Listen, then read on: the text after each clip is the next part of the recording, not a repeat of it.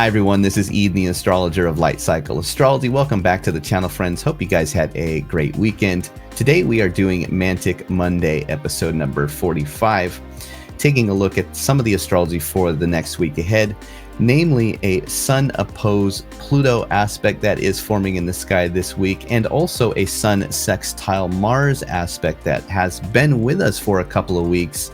A long-lasting sextile between the Sun and Mars, but which perfects this week. So we'll take a look at the timing of both of these aspects that is with us in the week ahead, and we'll also, of course, dive into some symbolic narratives that may go along with these featuring aspects. Before we begin, don't forget to like, share, subscribe, hit notifications so you don't miss any videos. Leave some comments in the comment section, and you can always find me at lightcycleastrology.com. where I offer my astrology readings there. Okay, let's pull up the real-time clock and we'll take a look at the timing of both of these two aspects, the Sun sextile Mars and the Sun opposed Pluto, as they come through, so you are aware of when the timing of these things is happening and peaking out and fading away and all of that. So I have the real-time clock set back to July the 14th because it was right around this time that the Sun and Mars began to form into this sextile aspect. And because both of the planets sort of travel at a similar speed, this is a long-lasting sextile that we've been experiencing between the Sun and Mars.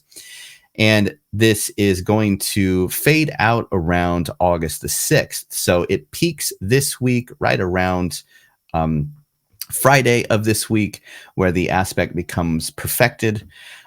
And then is going to be still with us and sort of fading out all the way until the beginning of August. So I have the real-time clock set to August the 14th. And if we go forward on the clock here by days, you'll see that both the Sun and Mars are just sort of tracking together. They're just kind of moving and getting closer and closer to a perfected sextile. Sunday, July the 21st, Mars enters the sign of Gemini, so we have a sign change for Mars. And then on Monday, something we're going to talk a little bit more about here in a second, the Sun enters Leo, and then it takes until about late Thursday, early Friday, depending on where you are, for this aspect between the Sun and Mars to perfect by sextile degree. That 60 degrees of separation or connection that they have. And then we keep going until August the 6th, and we'll see that around this time, the Sun begins to get more than 3 degrees away from 60 degrees, or you could just say simply that the Sun and Mars are getting beyond about 63 degrees of separation between one another. We use that 3-degree range typically in ancient astrology or Hellenistic practice. So I just stick with that standard 3 degrees before, 3 degrees after. That's sort of the orb or the range that I typically use. But anyway, you might notice it before or after that range, but this is probably around the time where the intensity of a Sun sextile Mars energy is sort of fading out a little bit more into the background, as it were. Now let's go back to July the 22nd, and this brings us back to the current Monday here of this week, where we have the Sun entering Leo. And then Tuesday, the Sun perfects in opposition to Pluto. So it doesn't take long. And that is part of what I feel like is going to be the most striking energy, astrologically speaking, this week, alongside of this Sun sextile Mars energy. But we also have a few more things that are of note this week. On Friday is the actual perfection between the Sun and Mars by sextile. And then this is also the same day that Mercury enters the sign of Virgo and becomes exalted, which is always really cool when planets move into exaltation, because it's sort of exciting, right? We feel like something good may be around the corner as planets are being lifted up and celebrated in a particular way, mercurial things become sort of important or have extra power or juice or something like that. But what is of particular note is that Mercury now is hosting Gemini planets. So Mars, Jupiter being guests in Mercury's other sign of Gemini. Mercury is in good dignity in one of his homes here in Virgo, exalted in very good dignity, and is also applying to Mars by square and providing supportive help or resources to both Jupiter and Mars in his temple of Gemini. So we have this interesting convergence with some of these mercurial kinds of things this week, and we'll talk about that here in a second. So that is the timing of the week. Now let's get into the symbolic narratives that may be going along with such things as a Sun sextile Mars that is perfecting this week and a Sun opposed Pluto. So first of all, one thing that I did want to point out is that if you just take a look, let's go ahead and bring up the chart one more time here. If you just take a look at where a lot of the planets are right now, we have, especially if you go back before Friday of this week, we have a lot of planets hanging out in fire signs and air signs. We have, Mars and Jupiter in an air sign. We also have Pluto in an air sign. And we have the Sun, Venus, and Mercury in a fire sign. So we get just right off the bat, the interpretation for maybe some of the symbolic archetypal energy that is with us right now is going to be fire and air, which I think lends to such things as, what does fire and air represent? If you try to interpret the elemental qualities of that in a way that it brings it down to something useful, you could say that fire and air together, that kind of dynamic elemental energy, could be representing such things as spirit and thought. Or you might interpret it as drive and movement, or maybe ambition and movement, where things are just sort of, there's some passion, there's some heat. And there's also this sort of exchange where if you think about air, it's sort of moving all over the place and it's real flexible and dynamic. It communicates, it carries things, it trades things, it brings different kinds of weather. And you get the fire sort of becoming like a muse or an inspiration or something like that is sort of driving the weather with it. So you get that kind of an interesting feel to it. But you also get maybe something like intuition or knowledge, the sun representing both that flame of intuitive, mysterious origin, just sort of, is real in touch with something very spiritual or very at the center of something. And knowledge, right? The sun can represent knowing something. And something interesting about the sun is that the kind of knowledge that the sun tends to represent is almost of like a higher divine place. It almost seems to come from a divine godlike origin. In other words, it may not be like something you learn. It may be something that you just know. You just somehow know. And so there's that sort of divine intuition that comes in, but you also have that paired with the air element that might be bringing in something like learning or communication, right? Again, that sort of Mercury dynamic that is representing information or learning, studying, maybe communicating. There's a lot of movement here. So I just wanted to take a look at the chart in terms of the elemental qualities right now and say, you get the feeling that there's kind of that passion and learning or drive and movement or spirit and thought. It's kind of playing in these elemental realms right now. Number 2 is a recognition for what you're good at, or something like our day in the sun. Each of us would like to be recognized for the talents, the skills, the work. And I know, I'm sure most of us don't need to be always in that place, but if you think about people that are like stars and you ask them, well, what drove you to become an actor or something like that? There's that passion, there's that drive where for some of us, there is a very strong need to be in the spotlight, to be seen or something along those lines.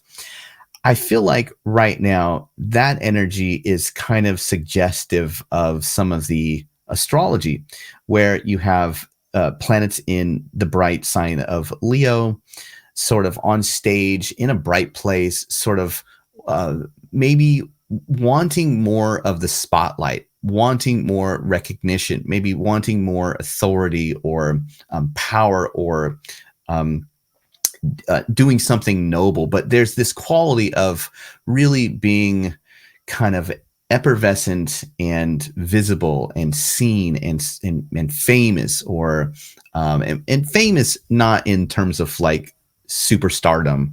I think that for most of us, fame, as it pertains to our lives, is something akin more to like, how do people recognize our talents? How do people know us? What are we known for? Could this be a time where what we are known for somehow is more on stage, or it stands out, or it's more recognized? Especially as that relates to the sextile back to Mars in Gemini. Mars in Gemini is incredibly skillful.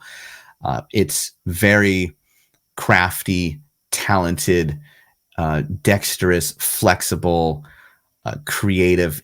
It's almost like it has no boundaries. It's really good at taking things apart and understanding how things work. It can also take, just in general, taking things apart is something that Mars in Gemini is very talented at. And you get a kind of archetypal figure such as Robin Hood when you think of Mars and Gemini. Somebody that is sort of dashing, daring, clever, smarter than anybody, and skillfully so. Somebody that is leaping from tower to tower on a rope, and able to hit the target better than anybody else can, able to lift sacks of gold from under the king's nose and be so clever as to not ever get caught. That's very Mars and Gemini. And I think you also get the contemporary counterpart to the Robin Hood archetype as maybe somebody like Captain Jack Sparrow of the Pirates of the Caribbean movies, right? This clever sort of Marsy archetype is interesting. So when you combine the sun in Leo making a sextile to Mars in Gemini, that's an interesting combination. It's like, I'm known for what I'm good at, what I'm clever at, what I'm resourceful, or perhaps smarter than somebody else at, or something along those lines. But it's kind of like the theme is, again, being recognized for maybe what you're good at, or sort of your day in the sun where you're really shining, but it's based on maybe something that you have talent in, or you have merit in, something you have skill in, something along those lines is hovering around the theme of this number two, recognition, or sort of famous for something, or your day in the sun, or something along those lines. Number three, for the symbolic narratives hanging around in the week, I think is maybe a different angle on the sun sextile Mars, which may have to do with proclamations of sovereignty and overstepping penalties. So let me unpack that a little bit. Proclamations, right?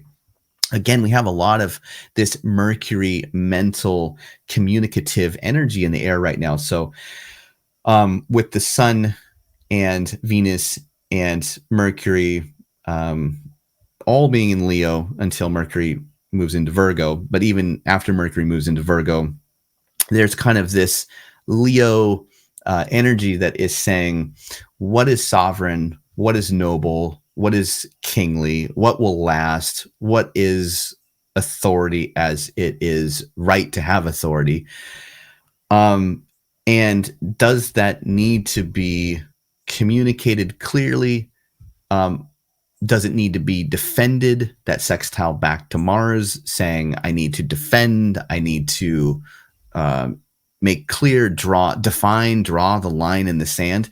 There may be this theme around, I'm going to let people know what my personal authority is. If there is the need to defend it or to define it, this could be a time where we don't shy away from making sure that those things are known to other people, and we proclaim them, we announce them.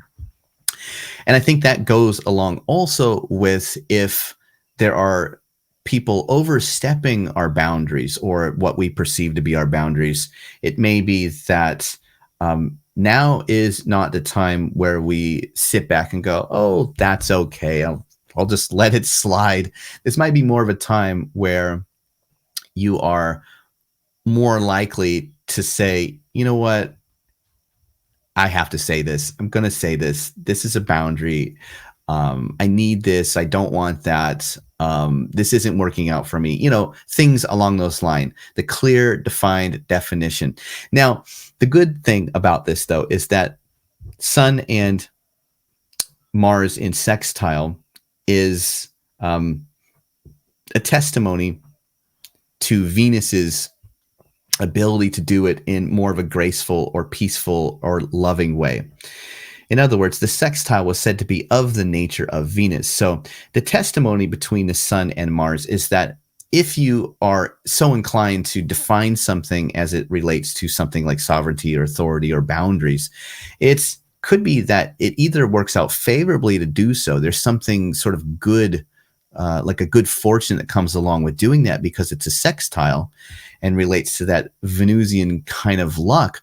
Or it could be that you're able to do it in a loving, peaceful, gentle, harmonious way that isn't just like smashing somebody in the face with your words or something like that. It's more of a, I need to tell you what's going on, but I want to make sure that you're all right. And this isn't let's bash on you kind of a moment. This is, I just need to say it, but I can do so tactfully. I can do so gracefully or in a way that lets you know I still care and love about you.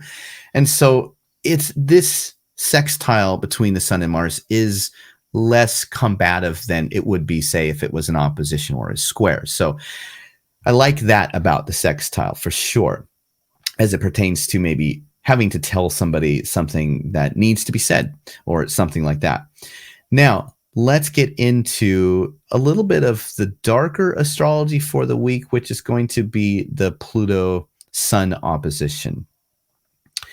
Some themes that go along with a Sun-Pluto opposition are going to be such themes as like the death of a solar figure, right? You have Pluto potentially symbolically representing something that dies, decays, meets an end, goes to the afterworld. There's this afterworld beyond death or post-mortem kind of association that is often hanging around when Pluto is in the mix.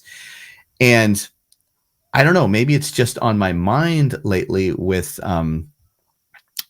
solar figures facing off with that kind of mortality. Think about in the news, you've heard, the stories of late of the leader of America, if you are an American, is of course our leader is very much facing mortality right now and having to, it's like a very public thing for President Joe Biden to go through a news cycle that is all about, is he too old to be the leader? That's exactly the kind of thing. Even if death isn't literal and it's just a figurative thing, there are different ways that something can die, but the death of leadership or the death of a solar figure, whether that's literal or sort of figurative, like the death of an ego, right? Where somehow we get knocked back and we come face to face with an event that helps us understand that our ego was getting the best of us or something like that, right? But you have kind of the real possibility, and then of course with things like the assassination attempt of Donald Trump, right? Where he's like, he turns his head and the bullet goes through his ear.